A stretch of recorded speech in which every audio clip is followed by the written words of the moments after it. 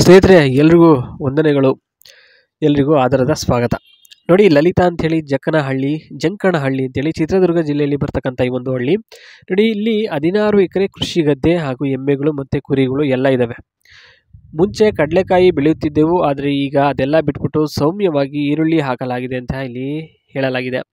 ಎಲ್ಲರ ಮನೆಯಲ್ಲೂ ಮನೆ ಮಠ ಅಂತ ಇದ್ದರೆ ನಮ್ಮನೇಲಿ ತೂರಾಡೋದು ಎಲ್ಲ ಮಾಡ್ತಾರೆ. ಹಳೆ ಜಮೀನು ಅಣ್ಣ ತಮ್ಮಂದಿರು ಎಲ್ಲ ಸೇರಿ ಒಂದು ವಿಚಾರಕ್ಕೆ ಬಂದಿದ್ದೀವಿ. ಹೇಗಾದರೂ ಮಾಡಿ ಜೀವನ ಸೆಟಲ್ ಮಾಡ್ಕೋಬೇಕು ಅಂತ ನಿರ್ಧಾರ ಆಗಿದೆ. ಆ ಒಂದು ಕಾರಣಕ್ಕೋಸ್ಕರ ಈ ಒಂದು 16 ಎಕರೆ ಕೃಷಿ ಗದ್ದೆನ ಮಾರಬೇಕು ಅಂತ ಡಿಸೈಡ್ ಮಾಡಿದ್ದಾರೆ. ಮೆಣಸಿನಕಾಯಿ, ಬೆಂಡೆಕಾಯಿ, ಮೂಲಂಗಿ, ತೆಂಗಿನ ಮರ ಹಾಗೂ 2 ಹಾಕಿದ್ವಿ. ಈಗ ಅದನ್ನು ತೆಗೆದು ಮುಸುಕಿನ ಜೋಳ ಹಾಕಿದ್ದೀವಿ, ಅಷ್ಟು ಬಿಟ್ಟರೆ ಏನಿಲ್ಲ.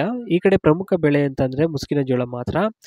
ಹಾಗಾಗಿ ಮುಸುಕಿನ ಜೋಳ ಹೆಚ್ಚಾಗಿ ಬೆಳಿತೀವಿ, ತುಂಬ ರುಚಿಯಾಗಿರುತ್ತೆ ಈ ಸೈಡು ಅಂತ ಇಲ್ಲಿ ತಿಳಿಸ್ಕೊಟ್ಟಿದ್ದಾರೆ. ಇನ್ನು ಪ್ರಮುಖ ಬೆಳೆ ಯಾವುವು ಅಂತಂದರೆ ನೋಡಿ, ಈರುಳ್ಳಿ ಹಾಗೂ ಮುಸುಕಿನ ಜೋಳ ಇದೇ ಜಾಸ್ತಿ ಬೆಳೆಯೋದು ಈ ಒಂದು ಸೈಡಲ್ಲಿ. ಚಿಕ್ಕಪ್ಪರು ಮತ್ತು ಊರಿನ ಜನರೆಲ್ಲ ಇದನ್ನೇ ಹಾಕೋದು, ಏಕೆಂದರೆ ಇದು ಚೆನ್ನಾಗಿ ಬರುತ್ತೆ ಬೆಳೆ ಅಂತ ಹೇಳ್ಬಿಟ್ಟು ಈ ಒಂದು ಕಾರಣಕ್ಕೋಸ್ಕರನೇ ಇದನ್ನೇ ಜಾಸ್ತಿ ಹಾಕ್ತಾರೆ. ಮಾರಲು ಕಾರಣ ಏನು ಅಂತಂದರೆ ಅಪ್ಪ ಹಾಗೂ ಅಮ್ಮ ಇಬ್ಬರೂ ಇಲ್ಲ ಇವರಿಗೆ. ಅವರು ಅನಾರೋಗ್ಯದಿಂದ ಬಳಲುತ್ತಿದ್ದರು. ಆಗ ಸ್ವಲ್ಪ ದುಡ್ಡಿನ ಅಭಾವ ತುಂಬ ಇತ್ತು, ಆದರೆ ಬೇಕಾದ ಸಮಯದಲ್ಲಿ ದುಡ್ಡು ಸಿಗಲಿಲ್ಲ.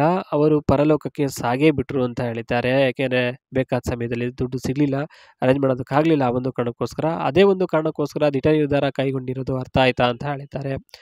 ನೆಕ್ಸ್ಟ್ ಬಂದ್ಬಿಟ್ಟು ಸವಿ ನೆನಪಿನ ಬಗ್ಗೆ ಇಲ್ಲಿ ಸವಿಯಾಗಿ ಇಲ್ಲಿ ಹೇಳಿರ್ತಕ್ಕಂಥದ್ದು, ಒಂದು ವರ್ಷದಲ್ಲಿ ಬಿರುಗಾಳಿ ಬಂದಂತೆ ಬಂದು ಹೋಯಿತು. ಜೀವನ ಸಂಪೂರ್ಣವಾಗಿ ಶಾಂತವಾಗಿ ಎಲ್ಲ ನಡೆದೇ ಹೋಗ್ಬಿಡ್ತು. ಕಣ್ಣು ಮುಚ್ಚಿ ಕಂಡುಬಿಡೋಷ್ಟರಲ್ಲಿ ಎಲ್ಲ ನಡೆದೇ ಹೋಗ್ಬಿಡ್ತು ಅಂತಕ್ಕಂಥದ್ದು. ಯಜಮಾನ ಇಲ್ಲದ ಮನೆ ಹಾಗೂ ಜೀವನ ಎರಡೂ ಸಹ ಮರುಭೂಮಿಯ ರೀತಿ ಆಗಿದೆ. ಸುಖ ನೆಮ್ಮದಿ ಇಲ್ಲ. ಜಮೀನು ನಂಬಿಕೊಂಡು ಬದುಕುತ್ತಿದ್ದೆವು, ಆದರೆ ಅದು ಕೂಡ ದೇವರು ಕಿತ್ತುಕೊಂಡ. ನಿಜ ದೇವರು ಇದ್ದಾನ ಅನ್ನೋದೇ ನಂಬಿಕೆನೇ ಹೊರಟು ಹೋಗಿದೆ.